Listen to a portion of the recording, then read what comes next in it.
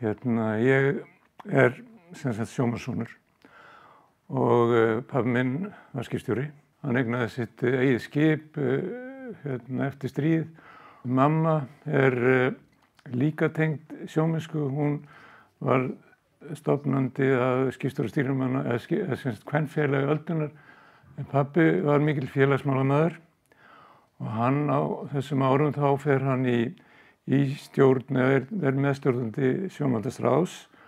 Hann var formaður Fiskimannasambandið, hann var formaður.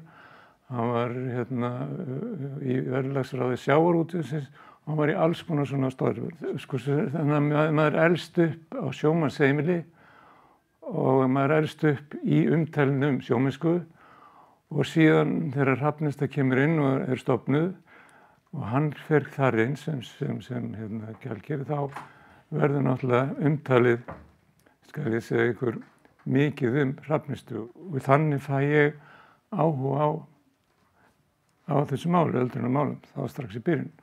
Og þá byrjar eiginlega samstarfið mitt við Hrafnistu og stjórn sjómannaráðs að þeir eru alltaf að fara að byggja stórt heimili í Hafnarfirði en þeir vilja nú sér búin að fá mann, fengu hann til að teikna og en pabbi og Pétur Sigurðsson þeir sendu þetta á mig svona hvað strákurinn segði nú þetta.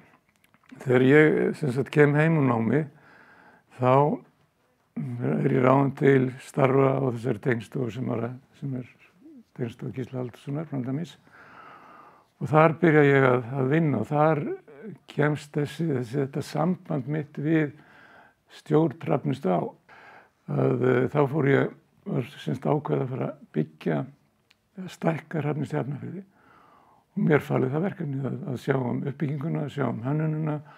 Þá kom samstarfið hélt áfram og þá var uppbygging á Naustaleiðin og Boðaleiðin sem þarna lítið ráðs í kring og byrjaði svona þessi hugmynd að koma að búa til svona kjarn og reyna að fá fólk til að búa saman og fá að njóta lífsins saman því að þá hafa líka verið alls konar atriði það hafa verið eins og minnisvarðar fyrir óþekkta sjómanninn.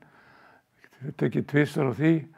Það voru sett upp stytta niður á höfn sjómanni sem að horfa til hafs. Listin hefur líka komið aðeins inn í þetta, all þessi umtöl og síðan eftir stækkun, eftir sem stækkað, þá er alltaf traustið haldist og vinskapurinn, alveg sama. Ég búinn að vinna með Pétri Sigurðssyni, Guðmundi Hallvarðssyni, Haldunni Henningssyni og núna har ég allt frábært fólk sem hefur viljað halda og vita það að við höfum áhuga á þessu og höfum gaman að þessu og eins og maður har alltaf haft, það er dálítið atriði að maður hefur gaman af hlutunum sem maður er að gera og hefur áhuga á þeim og það hef ég alltaf haft brennandi áhuga og með samstarfsfólk alltaf haft brennandi á þessu félagi sem er Hrafnista. Það er náttúrulega að mínu viti stórt lykilatriði og auk þess að við erum að gera góða hluti fyrir þá. Við erum ekki bara að gera eitthvað